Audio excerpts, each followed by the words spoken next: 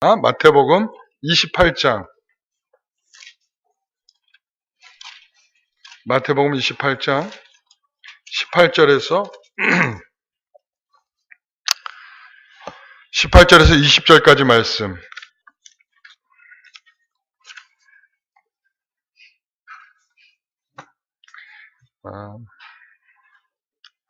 같이 읽겠습니다. 예수께서 나와 말씀하여 이르시되 하늘과 땅의 모든 권세를 내게 주셨으니 그러므로 너희는 가서 모든 민족을 제자로 삼아 아버지와 아들과 성령의 이름으로 세례를 베풀고 내가 너에게 분부한 모든 것을 가르쳐 지키게 하라. 볼지어다 내가 세상 끝날까지 너희와 항상 함께 있으리라 하시니라. 아멘. 우리 성도 여러분, 오늘 주일입니다. 여러분, 주일에 교회에 와서 무엇을 하시는지 생각해 보신 적 있습니까? 주일에 교회에 오면 요즘 이제 젊은 청년들도 그렇고 성도들도 그럽니다. 목사님, 주일날 열심히 교회에서 일하고 나니까 월요일이 너무 힘들고 지칩니다. 한 주간이 너무 힘듭니다. 이런 말들을 많이 하더라고요. 근데 한편으로는 너무 맞는 말이죠. 우리가 한 주간 열심히 일을 했는데 주일날도 교회 와서 열심히 일을 했다. 굉장히 힘든 일이 되겠죠. 그런데 여러분들 교회 와서 한 일들을 한번 생각해 보시죠. 내가 뭘 했나? 그러니까 대부분의 성도들이 교회에 와서 정말 하나님 앞에 정말 하나님을 섬기듯이 또 그리고 하나님의 그런 자유와 평안을 누리듯이 이렇게 한 날을 보내기보다는 대부분의 성도들은 일을 하거나 아니면 사교적 일들을 합니다.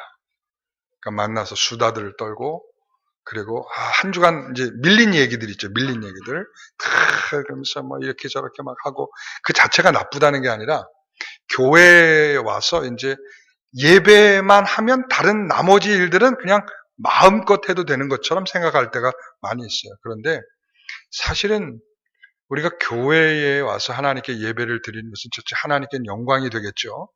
그리고 그 예배를 통해서 하나님 우리에게 주시는 새로운 것들이 있습니다. 그것 중에 하나가 뭐냐면 우리는 세상을 향하여 파송을 받는 자로서의 그러니까 재충전이죠. 그러니까 우리가 주일날 하나님께 예배를 드리고 나서 우리에게 나타나는 일들은 주의 은혜로 더 강건함을 입으셔야 합니다. 그리고 담대함이 생기셔야 합니다.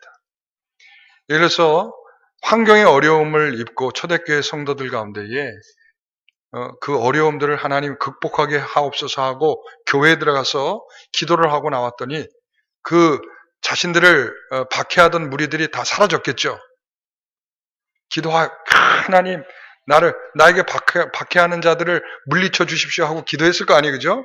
들어가서 딱 그러고 나왔더니 그들이 싹 사라졌겠죠. 아니에요. 아닌데 변화가 있다는 거죠. 그 변화는 뭐냐? 기도한 자들의 담대함이에요. 하나님께서는 정말 놀라운 은혜죠. 상황이 변해서 기도하였더니 이렇게 되었더라 라고 하면 좋은데 상황은 여전한데 기도한 자들에게 나타나는 능력은 담대함이죠. 상황은 여전히 존재합니다. 여전히 우리를 가로막고 있습니다. 여전히 우리가 산적한 문제들을 또 그것을 넘어서야 할 그러한 모든 일들을 우리 앞에 두고 계십니다. 그런데 그것이 높은 산으로 여겨지지 않는다는 거고 그것이 넘지 못할 산이 아니라는 것으로 우리의 마음으로 다가선다는 얘기죠. 오늘 사랑하는 성도 여러분, 오늘 이 파송의 이 마음을 제가 어떤 본문으로 같이 나눌까 고민하다가 마태복음 28장이 문득 생각이 났어요. 저는 이 말씀을 읽으면서 한참을 마음이 좀 먹먹했습니다. 그 이유는 이겁니다. 예수께서 이 말씀을 주셨잖아요. 하늘과 땅의 권세를 가지고 나는 내가 하늘과 땅의 권세를 가지고 있다. 그리고는 너희들은 가서 모든 민족에게 세례를 주고 내가 분반 모든 것을 가르쳐 지키게 하고 내가 세상 끝날까지 너희들과 함께 하겠다. 이렇게 약속을 하셨단 말이에요. 근데 그게 다야. 그리고는 그 말씀을 붙들고 그들이 걸어가는 삶을 생각해 봤어. 다른 사람들은 잘 기록된 게 없고 역시 마찬가지 제자들에게도 기록된 거는 없어요. 그런데 이 여러 가지 전승들을 통해서 볼 때 이들은 이렇게 분부하신 이 말씀을 듣고 이 말씀을 들고 그러고는 그냥 자기가 걸어갈 길을 걸어간 거죠. 근데 그 걸음걸이가 상상이 됐어요. 그 걸음걸이가. 그러니까 이 말씀을 듣고 다른 거는 의지할 데가 하나도 없이 그냥 그 말씀이 들려진 것 그거 하나만을 붙들고 자기가 걸어가야 할 그곳을 향하여 걸어간 거죠. 그것이 인도가 되면 인도로 걸어간 것이고 그것이 유럽이면 유럽으로 걸어간 것이고 그것이 감옥이면 감옥으로 걸어간 것이죠. 근데 그 뒷모습이 왜 저에겐 그 모습이 상상이 됐을까요? 우리는 선교사들의 이야기를 많이 듣지만 실질적으로 그들이 그 선교지에 대한 마음은 딱 한 가지예요. 나도 모르게 그들을 사랑하게 된다.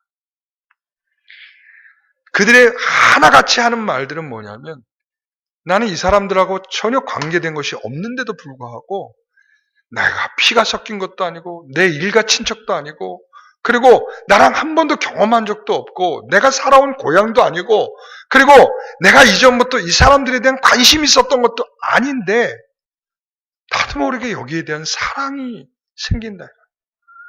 그래서 그것이 위험한 줄도 알면서도 그것을 벗어나지 못하는 그들의 이야기들을 들어봅니다. 사랑하는 성도 여러분, 왜 그들이 그렇게 걸어갈 수 있을까요? 저는 그런 생각을 해봅니다. 그들의 뒷모습은 초라할 수 있습니다. 그들의 뒷모습은 누구에게도 환영받을 수 없을 수도 있습니다. 그리고 그들이 간 그 길은 누구도 알아줄 수 있는 그런 길도 아닙니다. 흔적도 별로 남아있지 않습니다. 그런데 놀라운 것은 그곳에 생명이 꽃피고 있다는 거예요. 그곳에 그들이 뿌려진 씨앗이 자라서 그들 가운데에 생명이 돋아 새로운 생명으로 자라나는 놀라운 역사가 일어나고 있더라는 것이죠. 우리는 그 길을 오늘 가기를 소원합니다. 누가 알아주지 않을 수도 있어요. 누가 환영해 주지 않을 수도 있어요. 이번 한 주간에 누군가에게 전화하고 누군가를 만나고 누군가를 이렇게 하다 보면 그 사람이 나를 좋아하지 않고 내 전화를 피할 수도 있어요. 네?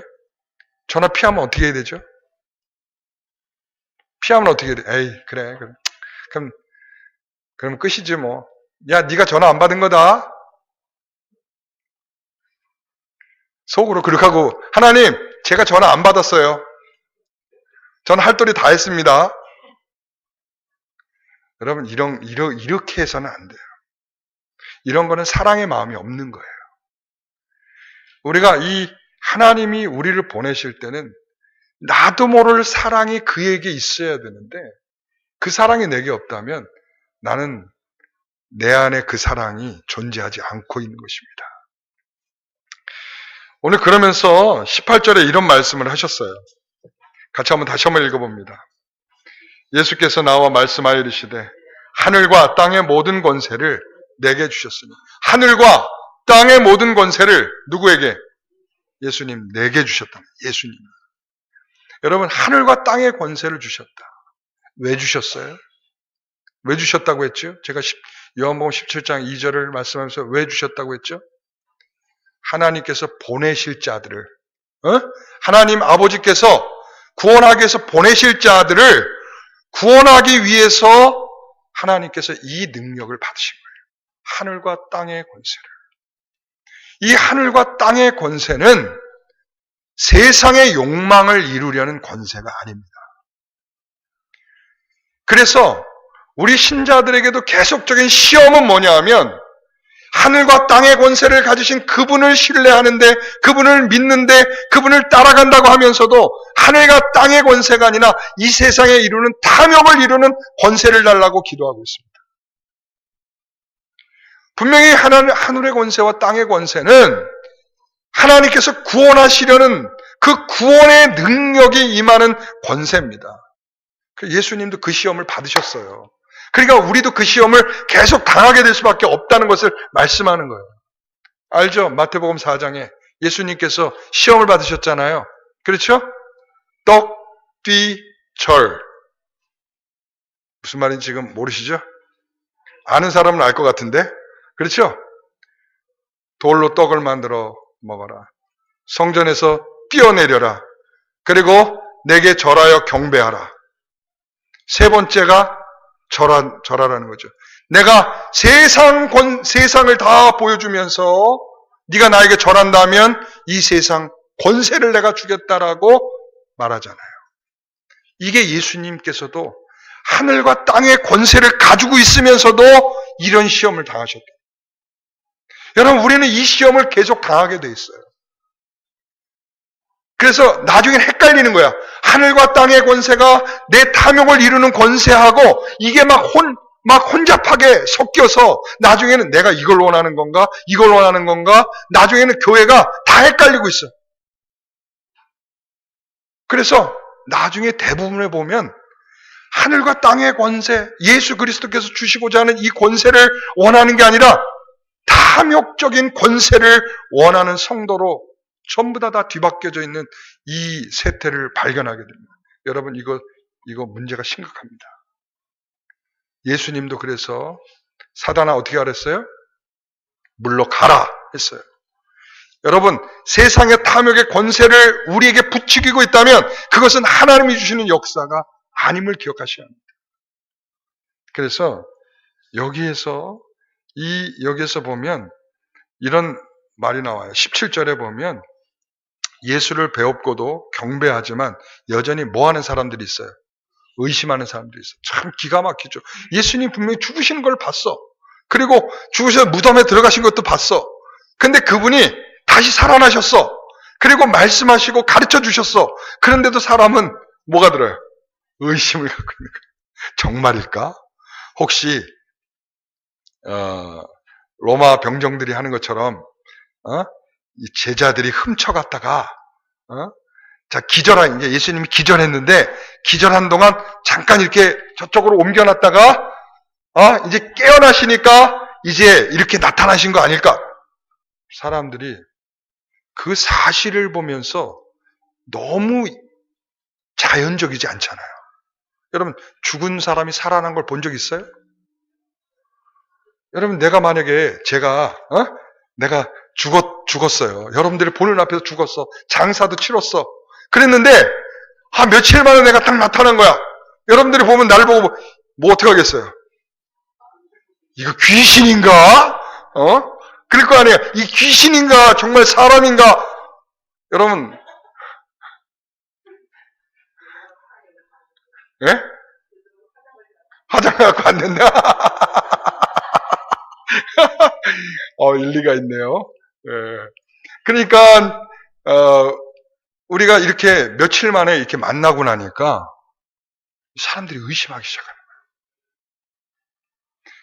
정말 내 앞에 계시는 예수님을 보면서도, 부활하셨다고 하는 예수님을 보면서도 이 사람들에게는 의심이 계속 갖게 되는 거예요.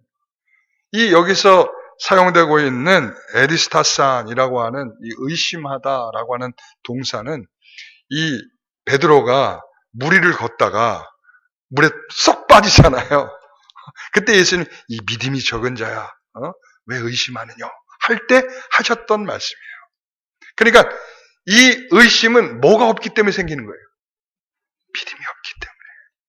그러니까 믿음이 없으면 보면서도 의심한다니까. 예? 여러분들이 얼마나 훌륭한 믿음을 갖고 있는지를 아셔야 돼요. 여러분은 본 적도 없고 만져본 적도 없고 감각해 본 적도 없는데 여러분 예수님이 살아계심을 믿어야 안 믿어요? 대단하죠. 저 뒷부분은 안 믿는 분이 많은 것 같아. 여러분 믿어야 안 믿어요? 믿지요. 대단하신 분들이에요. 예? 그러니까 이 믿음이 적은 자들이 갖는 모습은 뭐냐? 망설임이야. 망설이죠. 그때 예수님께서 이 말씀을 하시는 거예요. 하늘과 땅의 권세를 내게 주셨으니 너희들은 그 권세를 가지고 뭐 하라고? 나아가서 그 권세를 가지고 그 하늘의 권세를 가지고 땅의 권세를 가지고 세상에 나아가서 복음을 전하라. 이 말씀을 하고 있는 거죠. 그래서 이 하늘의 권세와 땅의 권세를 가리켜 뭐라고 한마디로 말할 수 있을까요? 그것은 저는 이렇게 바꾸고 싶어요. 십자가의 도다. 뭐라고요? 십자가의 도다. 십자가의 도는 미련한 것이요. 믿는 자들에게는 하나님의 능력이라. 하나님의 능력이죠. 이 십자가는 미련해 보여요. 믿지 않는 사람들한테 미련하고 엉터리고 저게 뭐야? 라고 말하는 것이지만 이것을 믿는 자들에게는 하나님의 능력입니다. 그래서 이 제자들이 그 십자가의 도를 가지고 나아간 거예요. 그러니까 하늘과 땅의 권세를 내게 주셨으니. 그래서 부르심을 받은 자들에게는 그리스도가 하나님의 능력이라고 선포하는 것입니다. 오늘 저와 여러분들이 이제 이 세상을 향하여 이제 보냄을 받는 거예요. 아셨죠? 여러분이 보냄을 받는 이유는 뭡니까? 네? 이 하나님의 이 도를 전파하는 데 목적을 두는 거예요. 자, 그러면 그 권세를 가지신 분이 우리에게 어떻게 하신다고 말씀하고 있냐면 함께 하심으로 파송하고 있다라고 말씀하고 있어요. 19절의 말씀을 같이 한번 읽어보겠습니다. 그러므로 너희가 가서 모든 민족을 제자로 삼아 아버지와 아들과 성령의 이름으로 세례를 베풀고 내가 너희에게 분부한 모든 것을 가르쳐 지키게 하라. 볼지어다 내가 세상 끝날까지 너희와 항상 함께 있으리라 하시니라. 아멘. 여러분 예수님은 파송을 받는 자들에게 전파하는 방식을 두 가지를 말씀하고 있어요. 하나는 아버지와 아들과 성령의 이름으로 뭘 주고? 세례를 주고, 또 하나는 예수님 자신이 가르친 그 말씀을 가르쳐 지키게 하라. 두 가지. 그들은 만나는 사람들에게, 회심한 사람들에게, 예수님을 믿겠다고 하는 사람들에게 세례를 주었습니다. 세례를 주어 이 사람들과 하나님의 관계가 어떻게 맺어지는지를 확실하게 그들에게 보여주었고요. 그 다음에 예수님은 자신이 가르친 그 가르침에 대해서 여러분 중요하지 않습니까? 우리가 하나님의 뜻대로 사는 것이 얼마나 중요합니까? 그렇죠? 하나님의 뜻대로 사는 자에게 주시는 은혜가 있지 않았습니까? 그러므로 하나님의 백성은 하나님이 이 예수께서 가르쳐 주신 그 가르침을 가르치며 사는 거예요. 근데 이게 매우 어렵죠. 입으로 가르치는 거야 누가 못하겠습니까? 예? 예수님은 사랑이시래. 근데 매일 사랑이 없어. 예수님은 사랑이시래 라고 가르쳤는데 사랑이 없어. 그러면 도대체 그거는 무슨 사랑이겠습니까? 그 사랑이. 그러니까 여러분 예수를 믿으라고 복음을 받는 사람들 입장에서 보게 되었을 때 여러분 예수님을 믿으세요라고 할 때 믿는 자의 진정성이 있어야 되잖아요. 그렇죠? 먼저 전하는 진정성이 있어야 되잖아요. 그 진정성이 뭐냐면 그 말씀을 가르칠 때, 예를 들어서 가르쳤다. 말씀을 가르칠 때 그 가르침이 진짜라고 하는 진정성이 있을 때 받는 사람이 받을 수 있지 않겠습니까? 근데 이것이 굉장히 이제 오늘날 우리에게도 상당히 문제가 심각한 것 같아요. 이 목사들도 마찬가지고.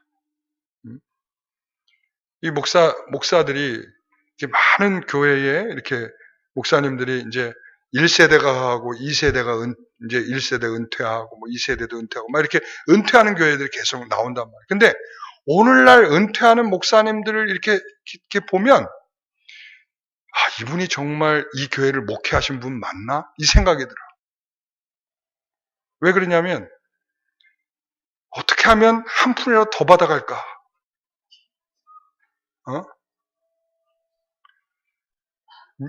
목회하는 동안에는 하나님을 믿으라고, 성도들도 하나님을 믿으세요. 어렵습니까? 근심이 있습니까?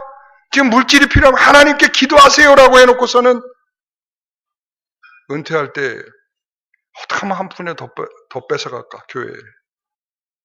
여러분, 그런 마음을 남겨두고 간다면 그 교회가 목사가 하는 설교를 어떻게 들을 수 있겠어요? 너나 잘해라. 너나 똑바로 믿었으면 좋겠다. 여러분, 요즘 수없이 매스컴에서 쏟아져 나오는 것은 부자 교회들에 대한 이야기들이 많이 나오고 있어요. 근데 무슨 교회가 이렇게 돈이 많은가? 사람들이 그 생각을 해요. 여러분, 교회는 크고 작든 돈이 많은 교회이면 안 됩니다. 그러니까 교회는 이렇게 결산이 날 때 0포인트여야 돼요. 그러니까 나머지는 빼돌려라 이건 아니고 0포인트가 되도록 사회에 어렵고 힘든 사람들, 어렵고 힘든 교회, 그런 교회들과 함께 나누어서 0포인트를 만들어야 돼요. 그러니까 특별히 교회에서 교회 건축을 위해서 준비하고 있지 않는 이상은 교회는 재정은 0포인트로 되는 것이 합당한 것입니다. 근데 돈이 많은 교회는 그건 일단은 교회가 아니죠. 우리가 무슨 돈을 많이 남겨서 뭘 사업을 하는 게 아니잖아요. 교회가. 그러니까 그런 교회를 바라보는 세상의 시각은 교회에 가면 헌금하라고 부추김 당해서 내 돈 다 뺏길까 봐 교회를 못 오는 거야. 여러분, 상당한 사람들 저한테 맨 처음에 묻더라고요. 교회 나가면 혹시 11조 해야 되나요? 먼저 걱정하는 게 그거부터 물어봐. 아니요. 먼저 하는 거 아니고요. 내가 할 수 있는 믿음이 있을 때 하시면 됩니다.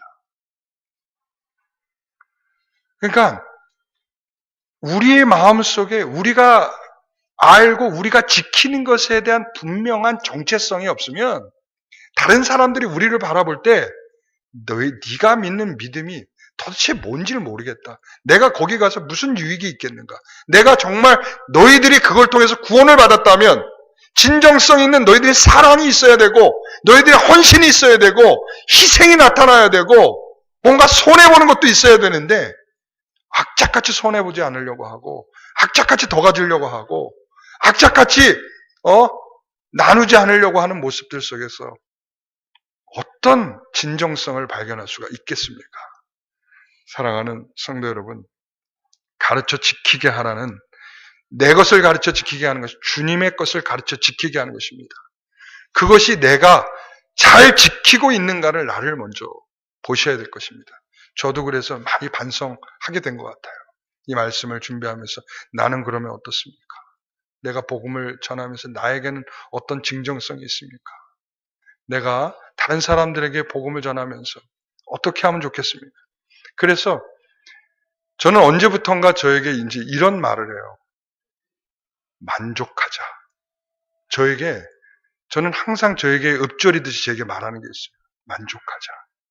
지금 이 상황을 만족하자. 사례비가 들어오지 않아도 만족하자. 우리 아내는 동의 못할 수도 있지만 만족하자. 그리고 지금 일할 일꾼이 없다고 그래도 만족하자. 지금 여러 가지 상황이 어려워도 만족하자. 이것을 제가 계속 저에게 말을 하고 있어요. 하나님이 주신 결과 아니겠는가? 그 부족함도 지금 네가 부족해야 되는 이 순간은 하나님이 너에게 주신 순간 아닌가? 그러니 주님이 주신 이 시간을 만족하자. 그래서 제가 언제부턴가 저에게 계속 말하는 것 중에 하나가 그겁니다. 내가 복음대로 살려면 만족해야 된다. 내가 복음대로 살려면 여기에서 만족해야 된다. 그래서 제가 늘 저에게 주문을 걸듯이 말을 하고 있어요. 근데 될 때도 있지만 안 될 때도 있어요. 솔직히 말하면. 여러분, 그래서 저나 여러분들이나 복음으로 살고 있는지를 스스로를 잘 살피셔야 돼요. 그런데 교회에서는 복음적인데 교회 밖으로 나가는 순간부터는 안 복음적이야. 그러니까 밖에 나가면 불신자들이 성도들을 대하는 태도가 별로 좋지 않은 이유 중에 하나가 안성도 같아서 그런 거예요. 네. 성도 같으면 좋아하는데 안성도 같아서 안 좋아하는 거예요. 그래서 오늘 하나님께서는 우리에게 임마누엘 하신다고 하셨어요. 임마누엘, 내가 너희와 항상 함께 있겠다라고 말씀하고 있습니다. 요한일서 4장 15절 16절에 보면 누구든지 예수를 하나님의 아들이라 시인하면 하나님이 저와 함께 거하신다 이렇게 말씀하셨어요. 아버지를 우리가 예수를 하나님의 아들이다, 예수가 나의 구주시다라고 고백하는 이러한 시인이 바로 내 안에 그분이 계시다는 것이고, 그러기에 그것을 가지고 이 복음을 들고 때로는 로마로, 때로는 인도로, 때로는 예루살렘으로 들어가서 제자들은 다 처절한 죽음을 당했습니다. 베드로는 예수님처럼 나는 십자가에 달릴 수 없습니다. 나는 거꾸로 매달겠습니다. 그리고 도마, 의심 많던 도마 있죠? 이 도마에게 믿음을 주셨을 때 이 도마는 껍질이 벗겨져 태양에서 일종의 보면 태양 구이가 된 거죠. 그렇게 죽어갔죠. 어떻게 그렇게 될 수 있을까? 주님의 파송하신 이 파송의 믿음을 가지고 주님이 나와 함께 하시니 내가 그분을 부인할 수 없고 그분과 내가 살아가는 참된 믿음을 갖게 된 것이다 라고 그들이 생각했을 것입니다. 오늘 우리 사랑하는 성도 여러분, 우리는 이 하늘과 땅의 권세를 우리도 받은 것입니다. 이제 여러분들을 파송하는 우리 주님의 말씀도 하늘과 땅의 권세를 가지고 이 모든 민족에 가서 여러분에게 가까운 사람들, 그리고 여러분 이웃, 여러분 친구, 여러분의 친척, 여러분의 가족에게 가셔서 여러분들이 선교사가 되시는 거예요. 여러분들이 선교사가 되시는 거예요. 거기에서 희생하시고 그들을 위해서 섬기고 그들을 위해서 아낌없이 주어야 그 주님의 진정성을 그들 안에서도 발견하게 될 것입니다. 오늘 사랑하는 성도 여러분, 제가 여러분을 보내는 것이 아니라 주님이 여러분들을 보내고 계십니다. 이 보내시는 길이 여러분들에게 승리의 길이 되시기를 소원합니다. 주님과 함께 하심으로 인하여 승리하시는 그 길이 되시기를 바랍니다. 우리 먼저 잠깐 우리 찬송가 우리 549장 찬송하시고 조금 있다가 우리 기도가 끝나고 나면 우리 파송의 노래 한번 부를 테니까 우리 찬양팀은 나와주시기 바랍니다. 549장 우리 찬송하시고 난 다음에 우리 주님 앞에 함께 합심하여 기도하도록 하겠습니다.